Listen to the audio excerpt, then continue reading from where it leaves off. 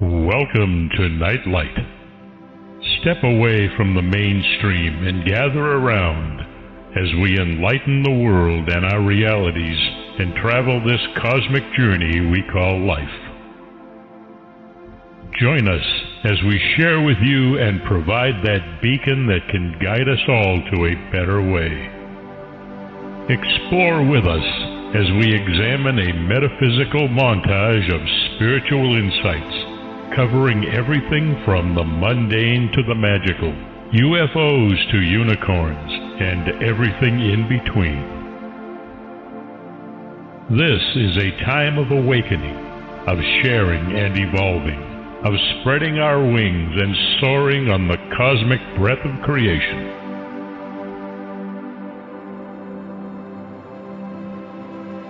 Come and join with other like-minded spirits as we weave our lights together to seek understanding, enlightenment, and with a little luck, some wisdom.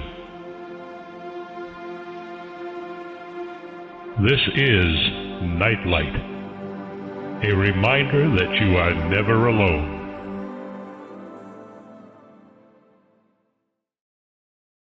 Welcome, everybody. So glad you could join me today. It's a super day. We've got a great book we're going to be talking about. It's called Dare to Dream, This Life Counts. And it's for those of you who are serious, who seriously want to achieve something very special. We're not necessarily talking about night dreams as much as dreaming of things you want to do with your life, but both apply. So pay attention for those dreamers.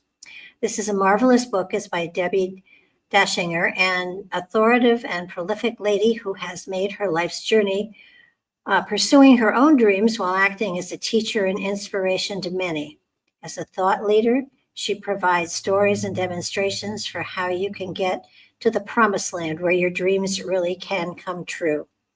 One of the phrases that I pulled out of her material that I think is so important and everybody should pay attention to is, if you were given the dream, you were given the power to make it come true. And that's so absolutely true. And this is so inspirational and exciting because it gives you the tools to really work on making them come true instead of saying, well, someday.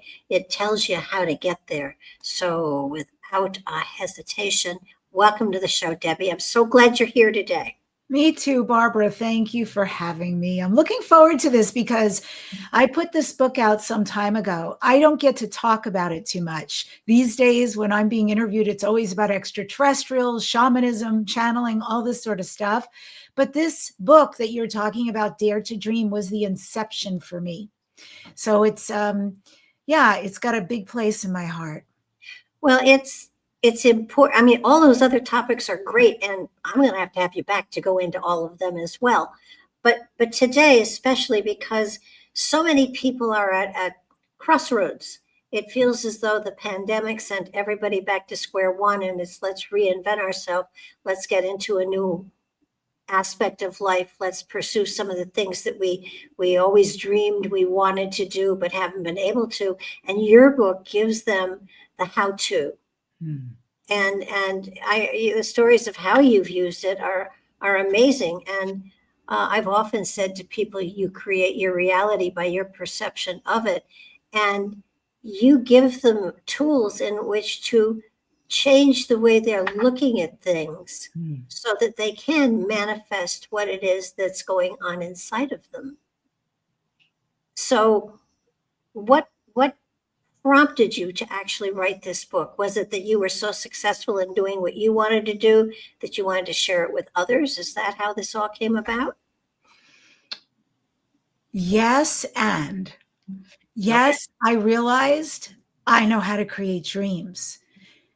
Once I taught myself and then replicated it over and over and over again, the same system that you read about, I was very excited to share it.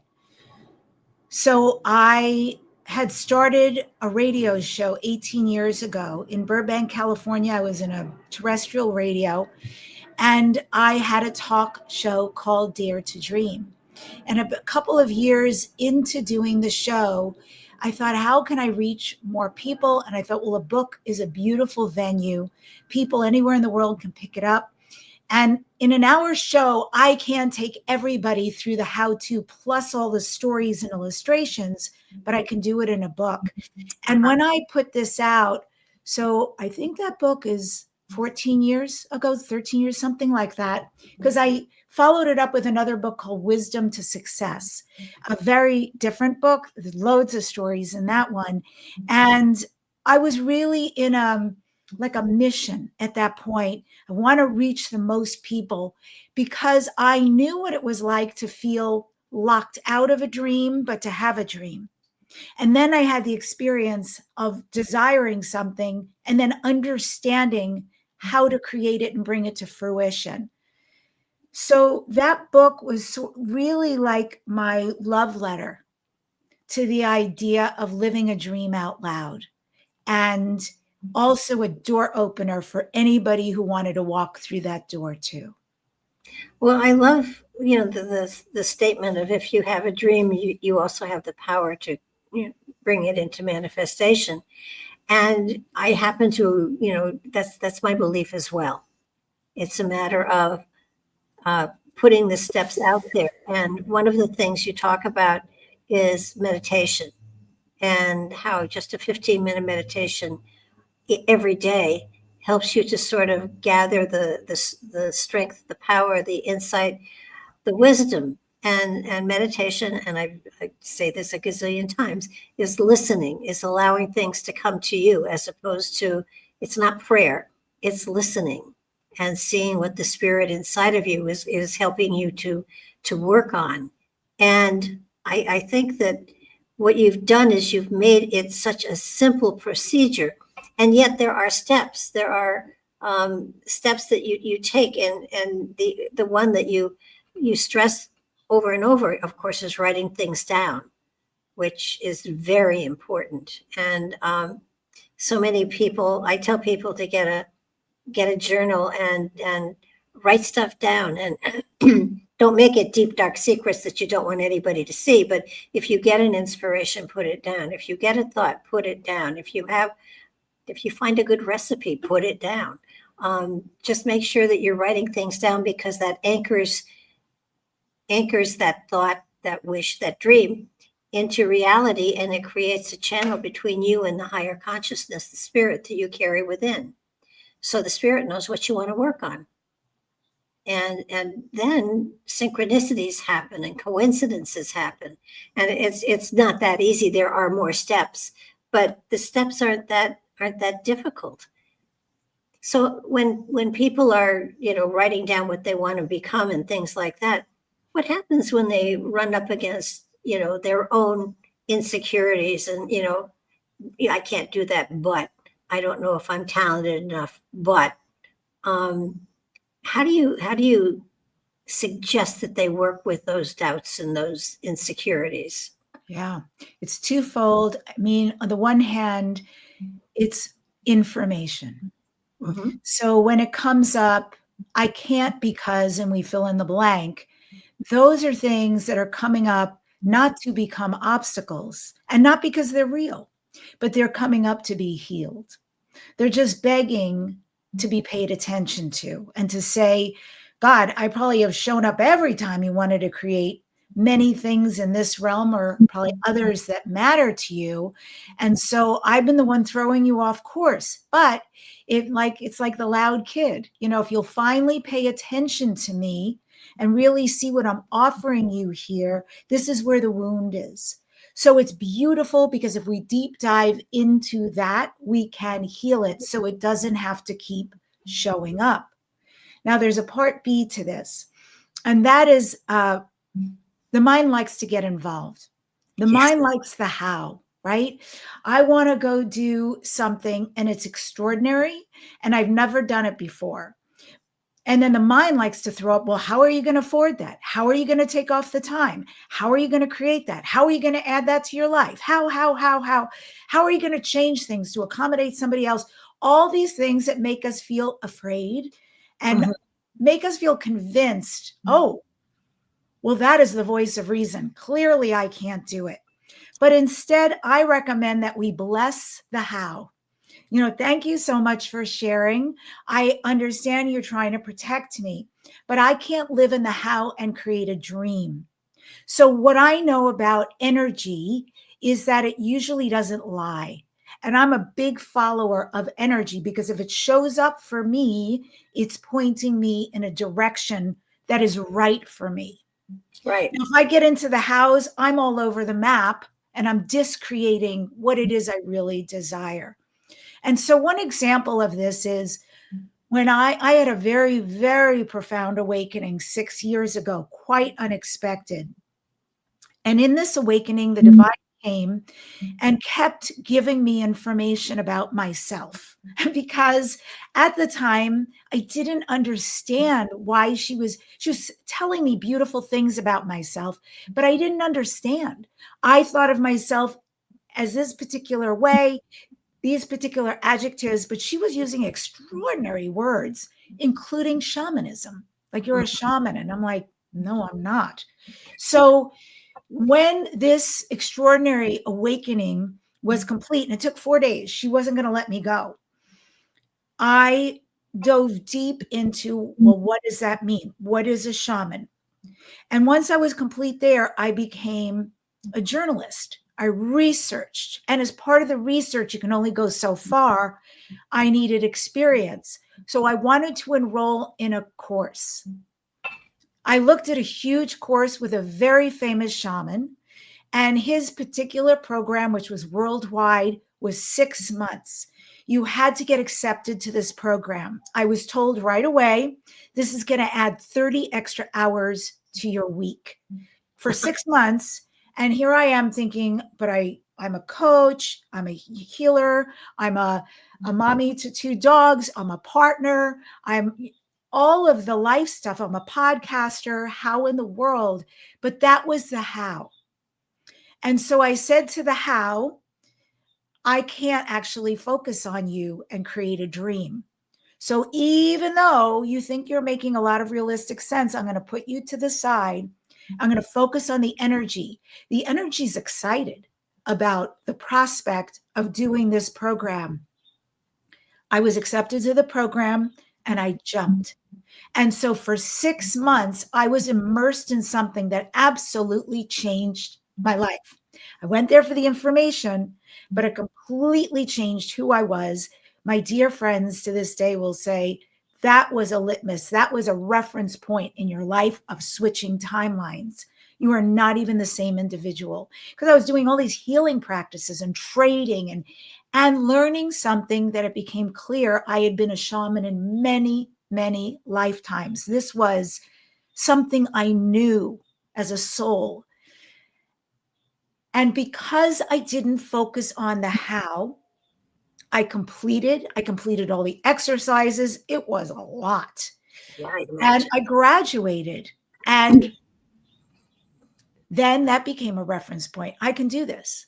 So I then went on to do the next course, because I was really hungry for information and for experience. So that's one example of how I could have really looked at all the limitations, what it cost, what it was going to cost me in time, all the things.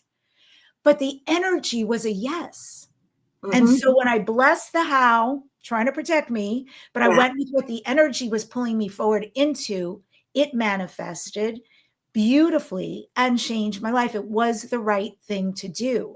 And so I know that for myself and others, when the how comes up, you can do a deep dive, you can look at what needs to be healed, or you can just move forward and just say, I'm going to focus on this because I'm excited about it. And I feel it will be a contribution to me. Well, and it's sort of like I tell people often that free will is free.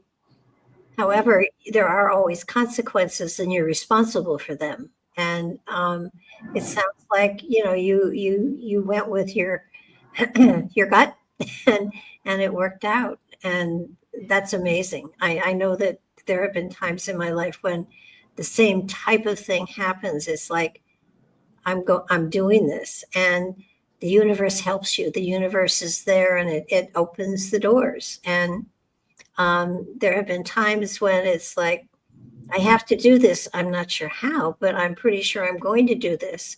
Mhm. So, you lead and I'll follow, because, this is something that's meant to be.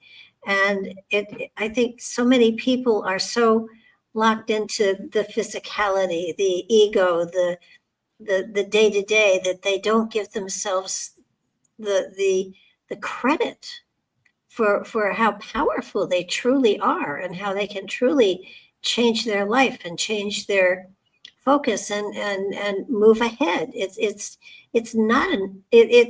not always a matter of money. It's a matter of having the courage to move forward, even though you don't know what the outcome is going to be. Now, this is talking spiritually here. This is not talking about robbing a bank.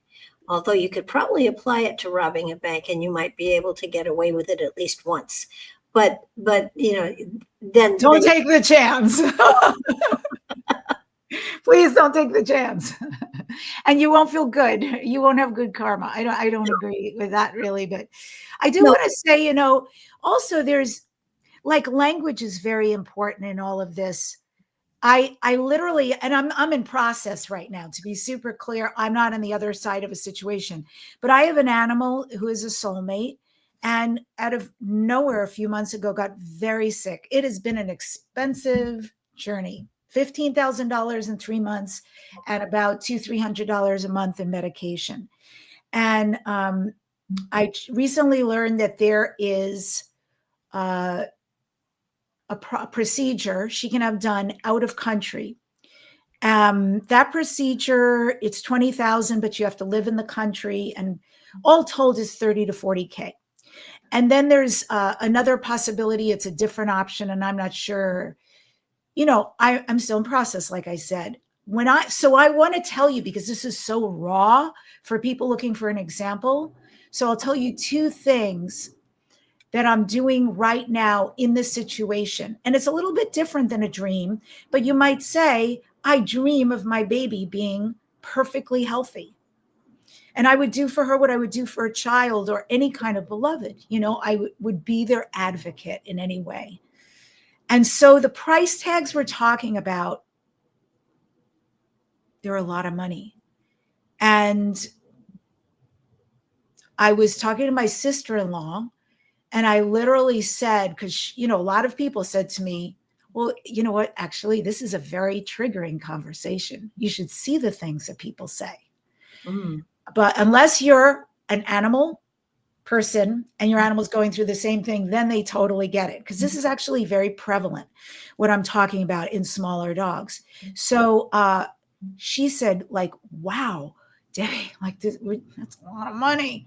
And you've already spent a lot of money. And so I said, yeah, that's one way to look at it. But, like, I love Shelby. That's my dog. That's my baby. And I just feel like it's going to work out. I can't get in the how would I get that money? How am I going to fly to Japan? How am I going to take a month off? Like, that stuff works itself out. I really believe that. Literally, I got off the phone with her. I am not kidding. And I got an email saying, that conversation, we're depositing $10,000 into your bank account. And I went, thank you, goddess. That's how it works. Yeah. Thank you. And the other piece is that for me, it's very easy to get reactive when you love somebody, yourself, anybody, and something's going on and the whole drama.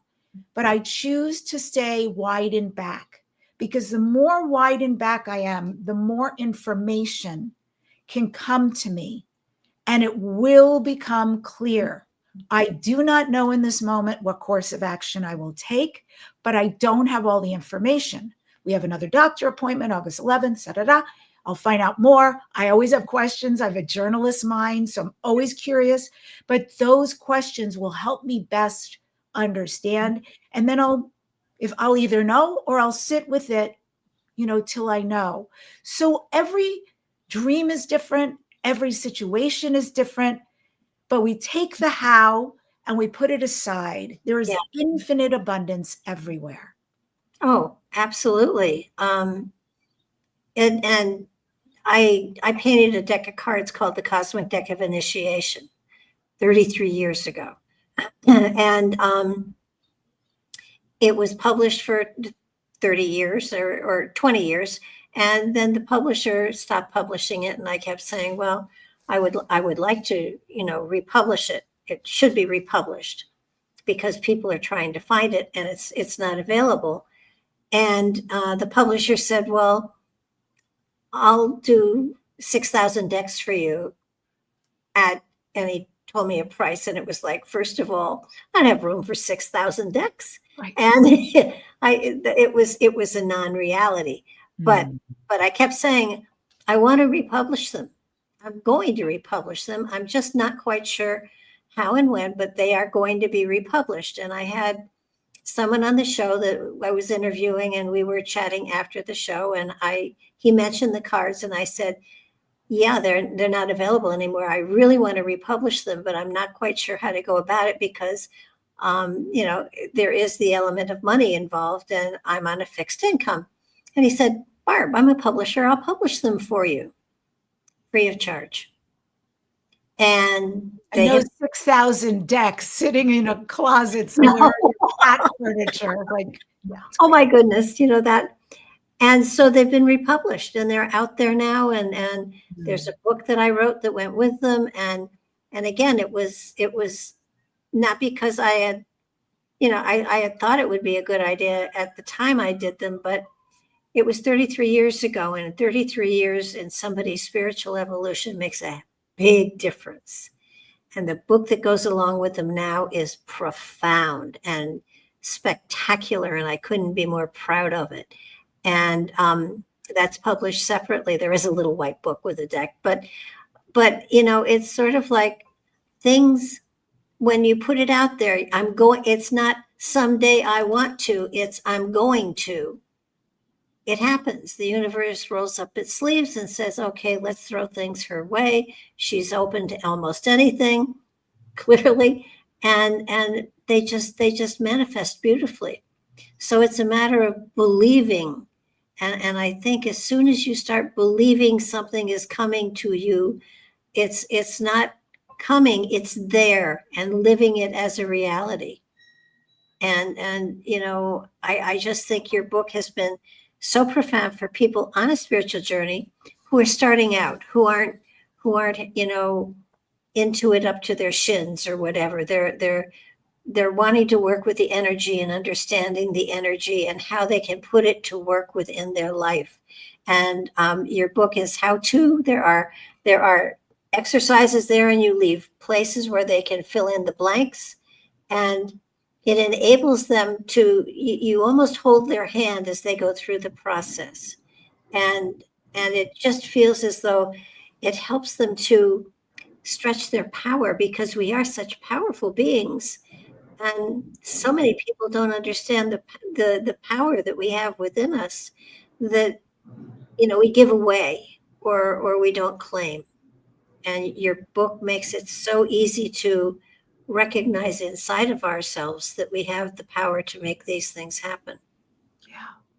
I've had on my bucket list for so long to go to Spain.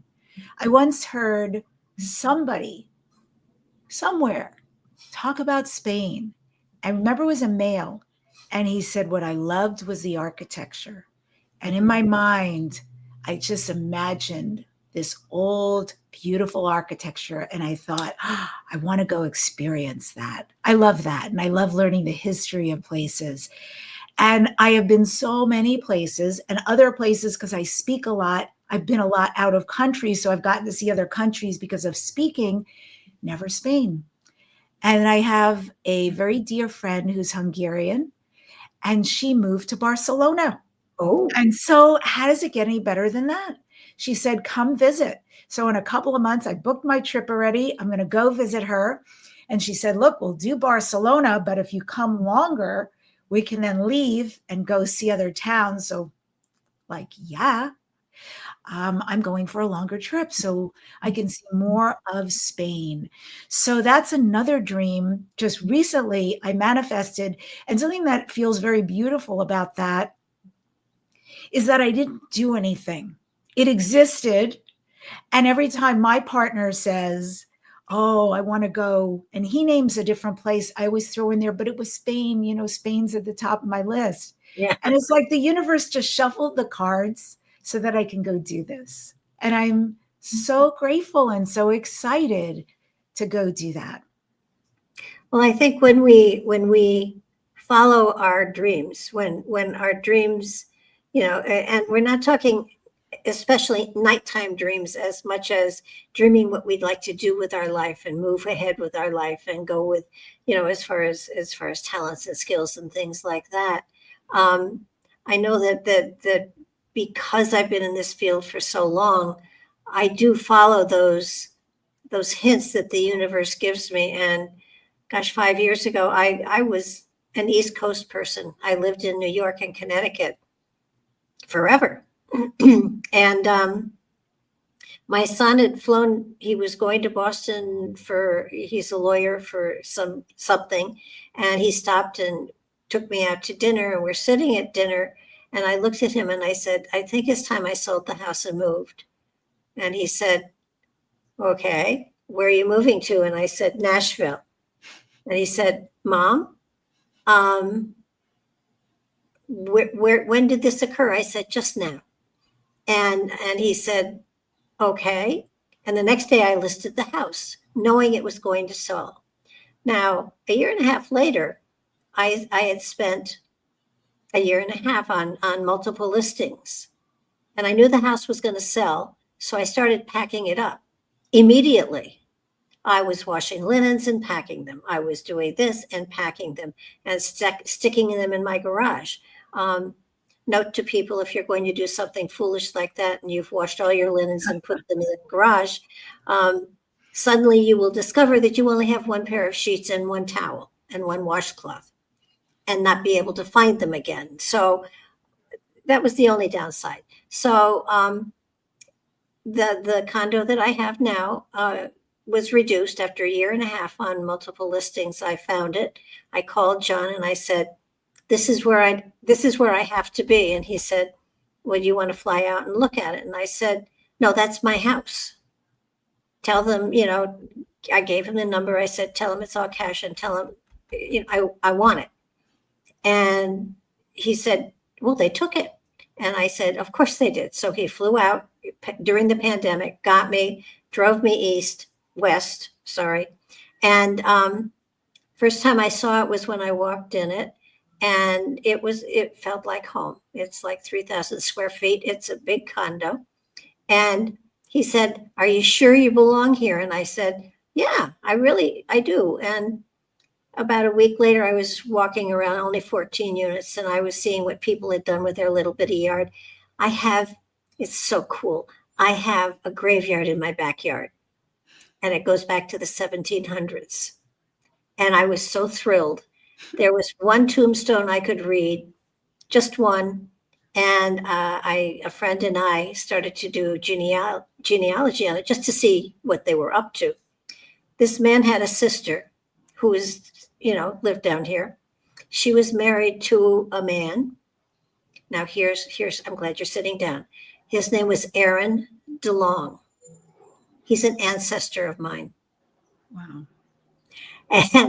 And I called my son. I said, I'm more Southern than you are. I have kin buried in the backyard.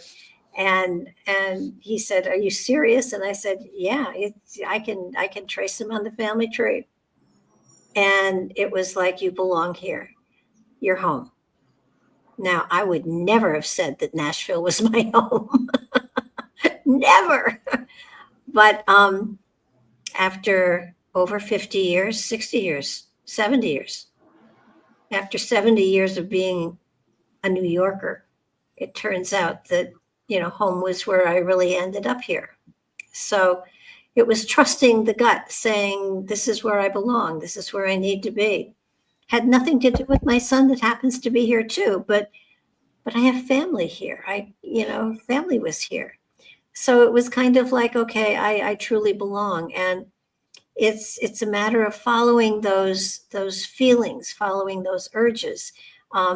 not when it comes to buying things, because I'm bad at that, because, that I want it, I need it, I may not need it, but I really want it. I want it enough to need it. So I can talk myself into almost anything. But when it comes to the universe saying it's time to do this, or look in this direction, or consider this, I always say yes. And I tell people, always say yes unless it's against the law, because you never know where your higher consciousness, your spirit, is going to move you, is going to draw you. And it feels to me is that, that you're that way with your little dog. You just, is it cancer that he's got? It's a she. A she. And it is heart disease. It's pretty big time heart disease. Mhm. So they do an open heart surgery in Japan with a 98% success rate. And I just read today, which was really very surprising for me, that 90% of little dogs will get heart disease and eventually fatal. I had no idea. So Yeah. she's young enough that this could ostensibly give her back 5-6 years of her life. So That's worth anything. right. Exactly. I'm a cat and dog person too. So, I have shoved myself into debt a number of times with animals. Well, I won't do debt. I won't have to do debt. I feel that very strongly. I will be okay. And this will all, I just feel like it's all going to fall into place. You know? Absolutely. Yeah. Because I know what it's like to worry. Trust me. If anybody's like listening to this and going, oh, she has no idea. Oh, I do. I came from a family who are professional worriers and reactors. And I know what it was like as a kid growing up amongst that. And I didn't like it. As a child, you are inherently joyful. You're inherently full of life and wonder. And so for me to be around that wasn't 24/7, but it was a lot. And so there was a lot of darkness in that for me to navigate. And I know what that's like. And then I know what it's like to replicate that and pretend like that's normal. And that doesn't work either. It's terrible. So, it's a lot of healing over the years, and a lot of new choices, and a lot of feeling what is it like to be in flow? What is it like to just know that I know that I know everything's going to be okay? And then living in that space has been really informative, So that's just where I am. And yeah, I mean, Shelby is an angel. And she has got the angels on her side. She's on new meds. She's here with us right now. She's on new meds because we saw an amazing cardiologist, and he put her on something that she can run again for the first time in 5 months. And she jumps on the bed. She's back, So, but I'm also realistic that this doesn't get better, and that there are decisions that will have to be made. So the rest of it, I allow myself to be in whatever wisdom needs to come. And it's everything between because of my researching, I will come with a list of questions. Yeah. And the cardiologist is always like, Debbie, we have 20 minutes. And I'm like, here's the questions. But you have to answer all of them, because the more you tell me, the more I'm edified, the more I'll gain clarity. And I don't know if you guys are into human design, but I'm a 2/4 generator, and everything here is open in my chart. And so that just means I have to sit with the wave until I know. But when I know, I know. Yeah. So I trust that too, my rhythm. That's amazing. I think one of the other areas that you went into that I was profoundly affected by was how you talked about anger and anger, and how people who held it in made themselves heavier, and it was harder to spiritually move ahead if you had the heaviness. So it was appropriate to let it out, to scream it out or do it out, whatever, and get rid of it, rather than holding it in and being a mature person and not reacting. I have found that is so true, that if you can spew it, you can dig a hole in the ground and spew it into the hole and then fill the hole back up. But those who hold on to the anger and anxiety and stuff like that make themselves heavier. It's harder for spirit to move through them, with them, and to enlighten them if they are weighting themselves down. I thought that material was just fascinating. I'm a big believer in I just want to preface it by saying, that I'm careful with things like that because I'm clear about who's in front of me, especially if it doesn't belong to them. So I don't just, let things fly, but I have my ways. Feelings are important. We have them. There are other beings in the galaxy who admire us greatly. They do not love like we love. They do not feel like we feel. There is great reason why we were built like this. And it was certainly not to push those things down. A lot of us had that modeled, but it's not healthy. So when I needed to grieve, because I had been 3 months taking care of Shelby, my dog, and it was building and building and building and building, this caretaking. Then I took a trip, and I found the first day of the trip, I had emotions right here, right to my waterline. And I realized my fear is that she's going to die while I'm on this trip, and I've got someone taking care of her. And I was able to get the help I needed. We all need that. And there was a woman who was just remarkable. This woman who channels an extraterrestrial being. He saw, he knew, he understood everything that was going on. And he allowed me to gestalt, meaning to release the grief. There was a lot of grief. And I just sobbed and sobbed. And then he ran energy through me. That was another story. That was a Kundalini. But that moment turned a corner for me into stasis. Like, I'm okay now. I needed to release that. So there's that aspect. There's another aspect, which is being able to have mercy with other people. That people do stupid shit all the time because they're just unaware, right? And to remember that like 95% of the time, people are not doing something to hurt us. They're just not thinking. And you have to remember, you want mercy for your faux pas, you want to give mercy, but I always communicate. I don't even swallow that. And it happens with people where I'll say, hey, this went down. That didn't feel so good. Please, in the future, I'd really appreciate if you do X, Y, Z instead, because I love you and I care about this relationship. I couch my communication that way because when someone says, hey, can I talk to you? Or I need to talk to you about something. You got a few minutes? All of that stuff, what happens to all of us is we get scared. It's like that old thing about being a kid when someone wants to pull you in front of the room, or your mom or dad, or nobody needs that. But to have someone say, I love you, you mean so much. And this wasn't so okay. This didn't go down well with me. And here's why. I keep this stuff super simple, right to the point.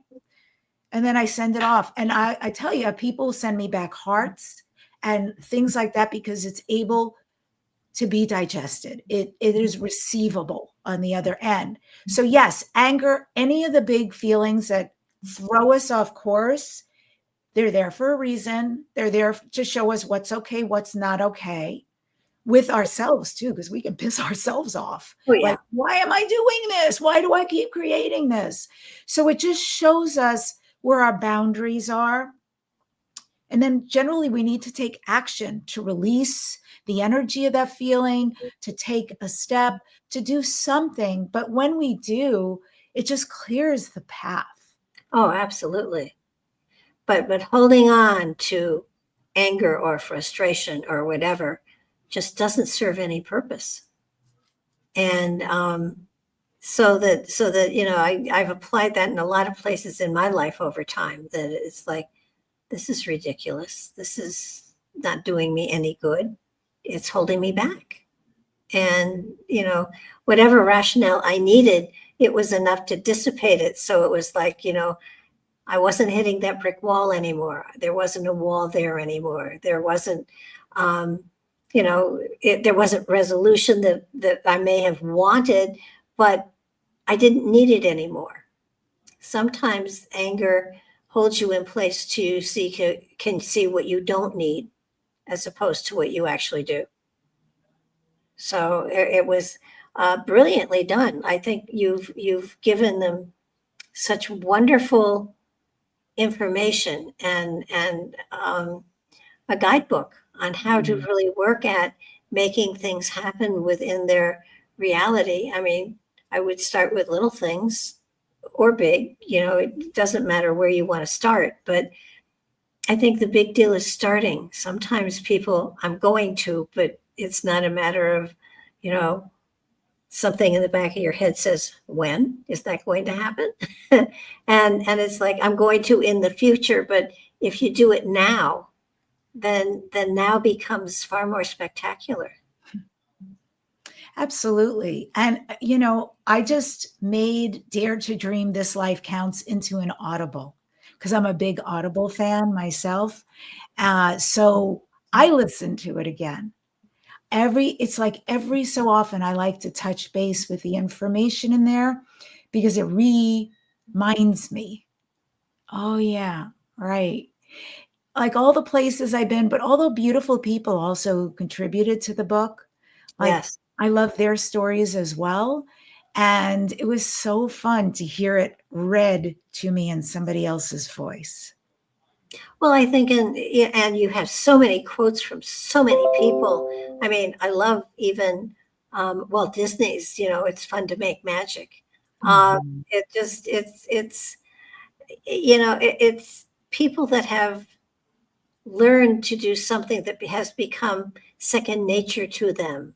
And what you've done with this book is give people a blueprint that they can use until it becomes second nature to them, and then they can start to manifest the magic that's out there and available to all of us.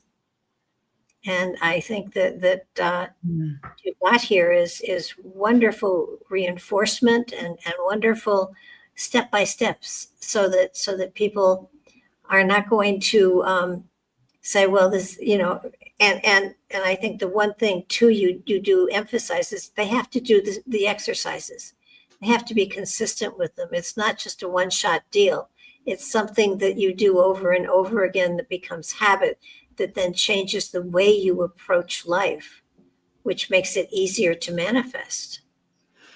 One of the things I learned early on, because when I was writing this book, I think this was right before, well, I don't know, maybe The Secret came out like in 2009. I'm trying to remember what year, Gosh, but that's a long time ago. it was a long time ago. And the big word back then was the law of attraction, right?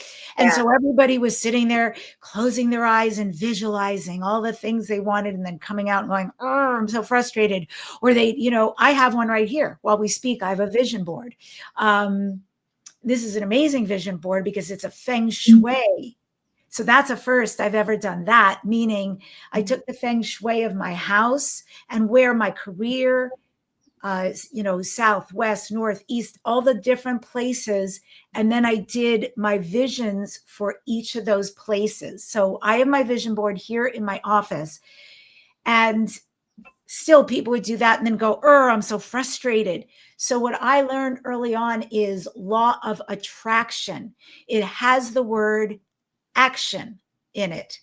And Yes. so it is not just about sitting back and doing something and vibrationally magnetizing to oneself. Yes, indeed, that works. And probably most of our lives are like that anyway, Yeah. on automatic drive, right? But when it comes to like stepping out of your comfort zone, we must take action. We must write down. And of course, I go in the book It's not just writing. It's not journaling at all. There's No. a very specific way that you factor in who you are, where you are, the dream, and all the stuff in between. And that's super important. And then the other piece of it is then to take those steps towards what it is you want to create. And it is an amazing journey, but the action is very important. Oh, absolutely. I mean, you want something to come into your life, you have to be able to open to it and to allow it to come, to draw it in. And that's work. That's inner work. There's no doubt about it. But it's not hard. It's just you're doing it with intent and knowing that it is going to bring something into your life.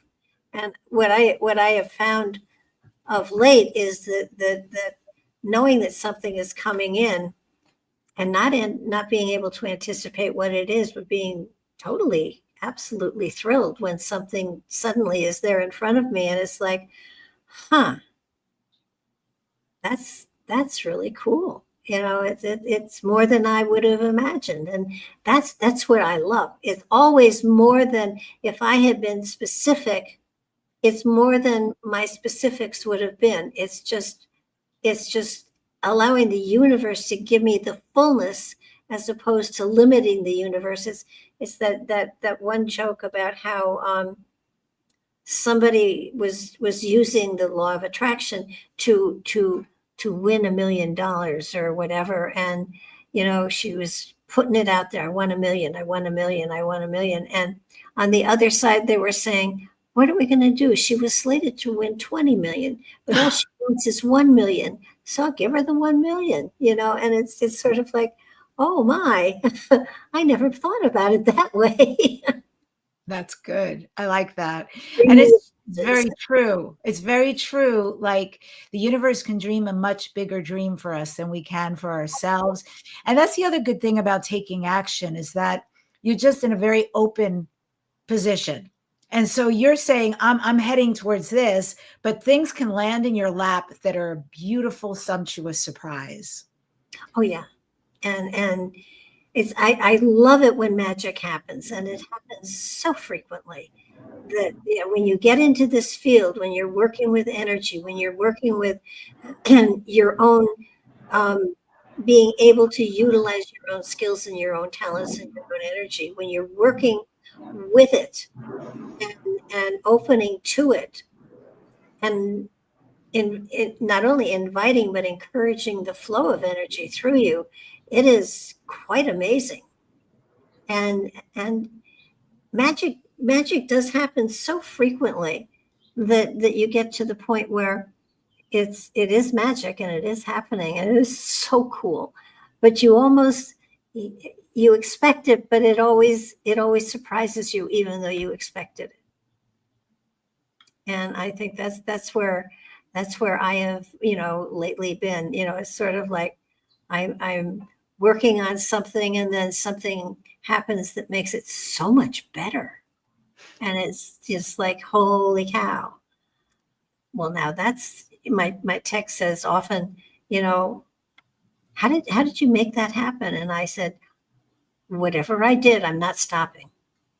Because, he said, well, you were just talking about wanting to do this and suddenly it's there. And I was talking about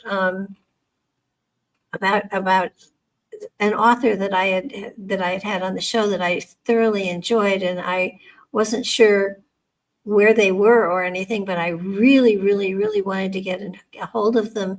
And as we were talking, an email from him came in, but he hadn't been watching the show. And my text said, how did you make that happen? And I said, well, I wanted to hear from him. It was important. And there it was. So it's kind of like when you put it out there and you do it right, it does draw magic to you.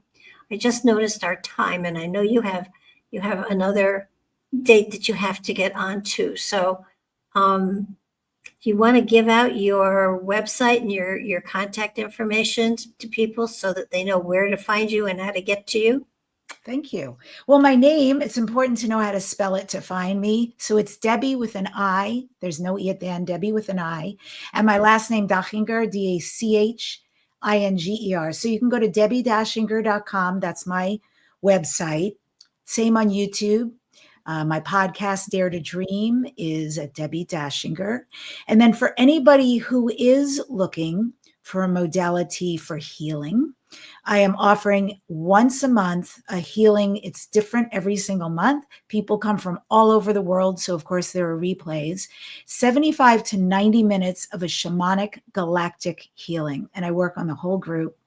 That's at debbie-dachinger.com/healing.